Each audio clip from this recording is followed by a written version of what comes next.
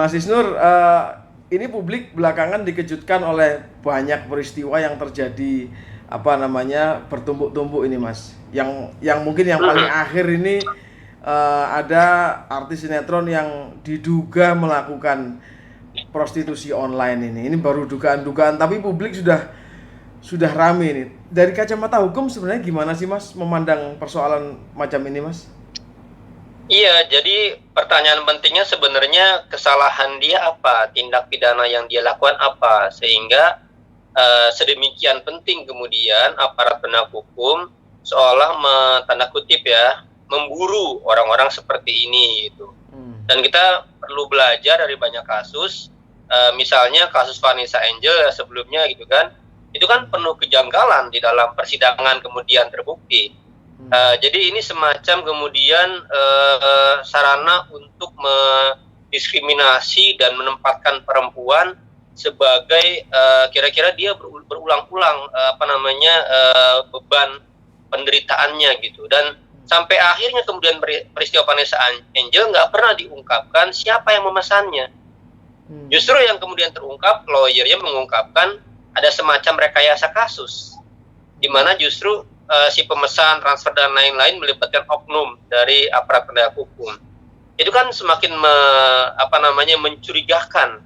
Ini ada apa gitu? Itu pertanyaan penting gitu ya. Jadi ini dalam ranah kira-kira sejauh mana akuntabilitas kepolisian, kejaksaan di hukum kita gitu. Apakah masyarakat malah menjadi objek permainan mereka gitu. Jadi kalau mereka sedang butuh apa, sedang mau apa gitu, yang dicari kira-kira apa yang bisa dipersalahkan. Itu kan itu sangat bahaya dalam konteks hukum Ya. di Indonesia seperti Di itu. sisi yang lain justru publik kemudian mencari-cari sendiri, misalnya membuka media sosialnya, terus membuka foto-foto dia di Betul. internet. Nah, kemudian diumbarlah segala sisi personalnya. Jadi memang orang-orang di Indonesia itu dan termasuk aparat hukum belum bisa membedakan mana norma moral, mana norma hukum gitu.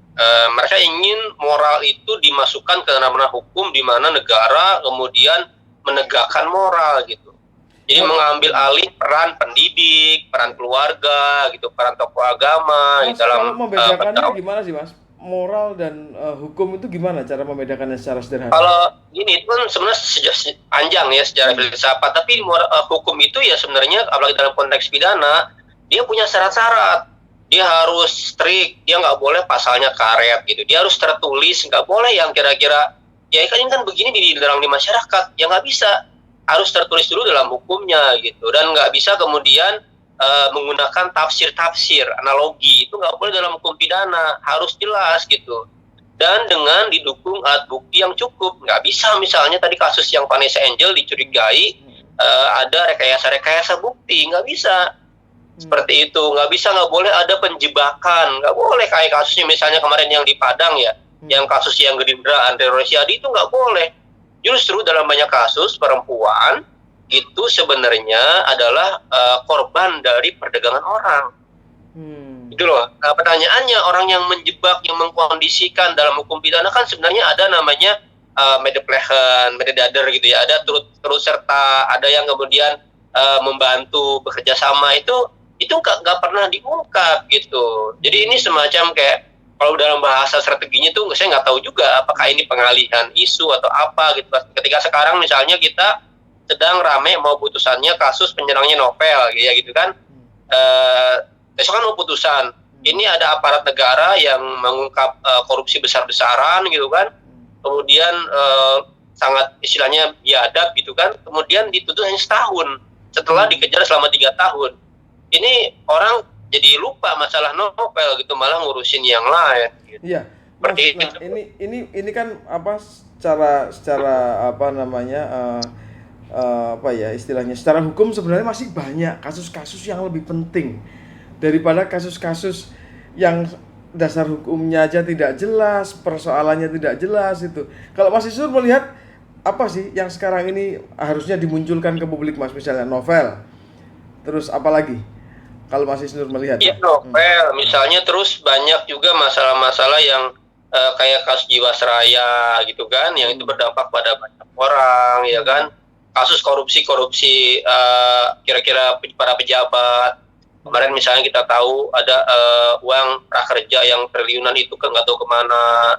Terus uang yang ratusan triliun untuk agenda pandemi COVID, tapi masyarakat mau kemana-mana harus rapid test masih bayar. BPJS yang harusnya masyarakat terbantu dengan mudah, kok sekarang jadi terus naik.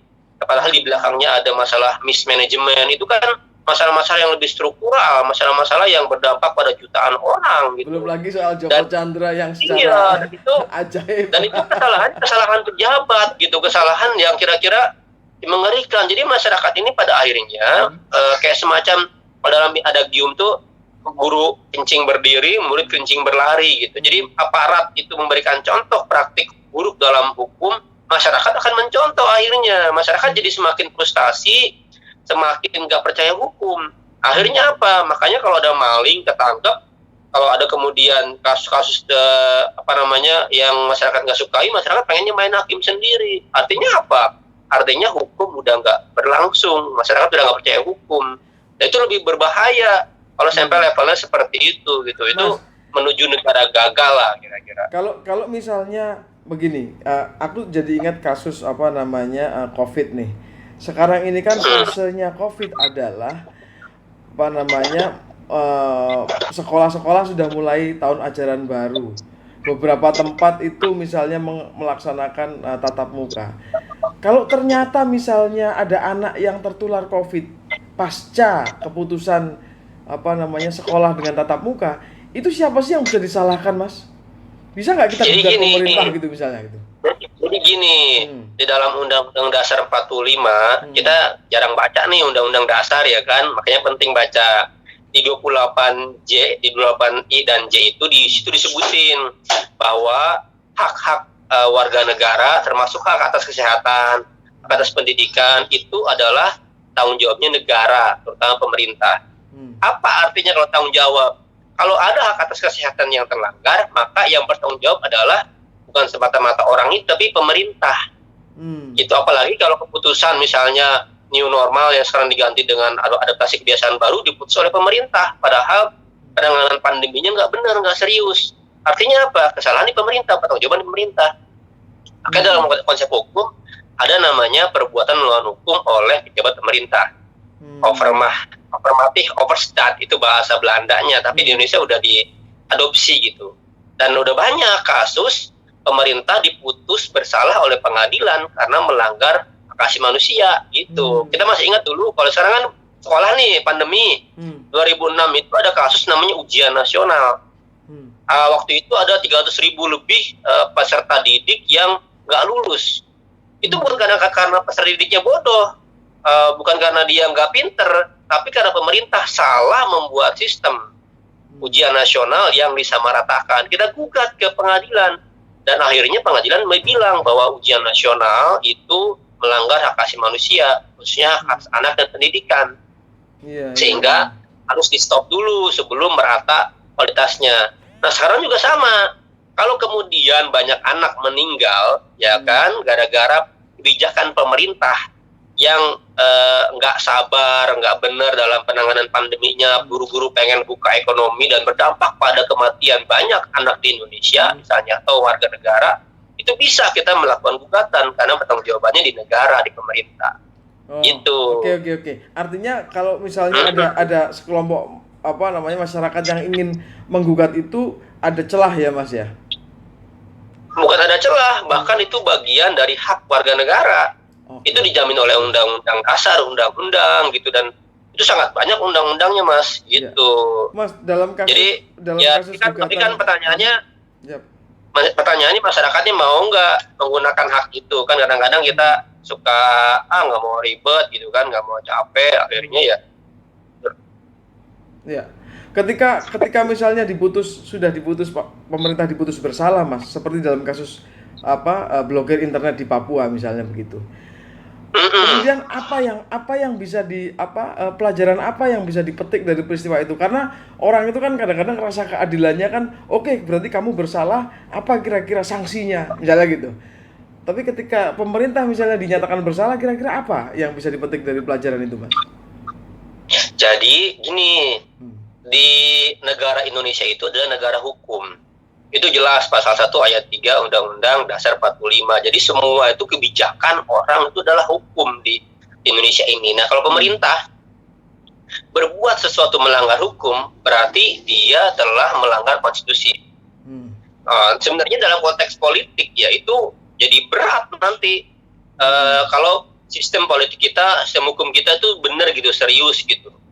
Jadi harusnya misalnya pejabat yang melanggarnya harusnya dia diberikan pelajaran, ya kan, diberhentikan gitu kan, terus pemerintah minta maaf yang serius, karena kan semata-mata bukan hanya kebijakan tapi juga ada etika.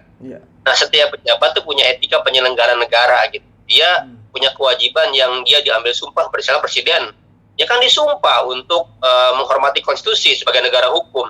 Nah, kalau kemudian dia dalam perbuatannya melanggar hukum, berarti dia melanggar sumpahnya sebagai presiden. Dia melanggar konstitusi. Apa akibatnya? Itu sangat banyak dampaknya gitu. Tapi kira-kira memang hukum punya keterbatasan. Kita kan pengennya kalau salah pengennya di penjara gitu ya. Kita kalau salah pengennya dijeblosin ke sel, nggak begitu. Dalam hukum banyak konteks-konteksnya. Ada yang misalnya kalau sanksi nggak melulu dengan penjara, ada denda, ada pencabutan kebijakan, ada perubahan kebijakan. Nah, untuk yang konteks seperti ini adalah perubahan kebijakan. Jadi kasus ujian nasional tadi yang saya bilang 2006 itu kita gugat, tapi perubahan itu baru terjadi di 2010 setelah panjang peristiwanya. Diubah 2010 dengan hanya mengubah setengah, jadi 50% itu penentu kelulusan, lebihnya enggak. Dan 2015 barulah kemudian perubahan yang total, UN nggak lagi jadi penentu kelulusan. Jadi untuk memperjuangkan hak warga negara itu memang butuh perjuangan panjang. Jadi kayak dulu lah kira-kira para senior kita gitu ya, para pahlawan memperjuangkan kemerdekaan.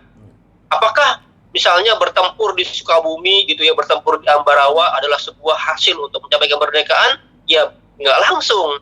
Tapi kira-kira tindakan-tindakan para pahlawan di berbagai daerah, Kapitan Patimura lah, Singamangaraja, di mana-mana itu bagian utuh dari kemerdekaan kita, meraih hak kita gitu. Termasuk ketika kemarin rame-rame penerimaan peserta didik baru yang kemudian itu bisa digugat sebenarnya, Mas ya? Bisa, kita harus cek lagi di mana akar masalahnya. Jadi yang penting kan sebenarnya adalah target kita sebagai masyarakat gitu ya. Kenapa kita menggugat, berpartisipasi, memperjuangkan sesuatu adalah perubahan kebijakan untuk negeri kita yang lebih baik gitu. Jadi masyarakat yang baik, masyarakat yang bukan cuma diem, pasrah, ngeluh gitu, enggak, tapi kita berbuat sesuatu untuk perubahan. Gitu. Nah, saya sebagai orang hukum gitu ya, orang lawyer ya taunya ya begini gitu kan.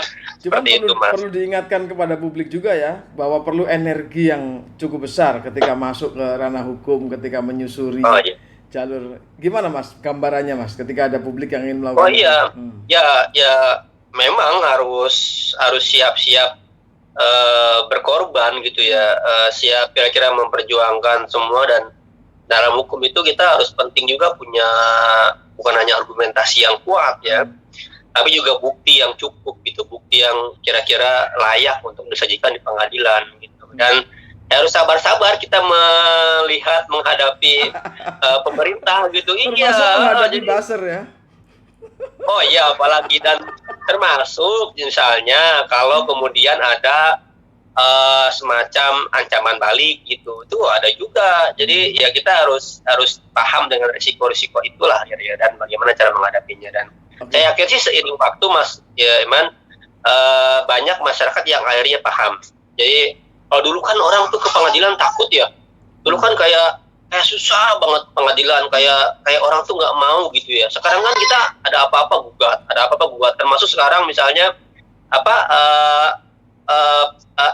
anak ininya Sinarmas Cipta kan gugat tuh keluarganya. Dalam artian itulah peradaban gitu. Jadi peradaban dengan cara apa diselesaikan kalau ada masalah ya dengan pengadilan gitu, dengan hukum, bukan dengan baku hantam gitu. Mas, terima kasih banyak ya. Kita ngobrolnya. Semoga ini makin memperbaiki pemahaman publik ya. Tentang banyak hal. Jangan lupa ngopi Mas. Siap. Jangan lupa ngopi.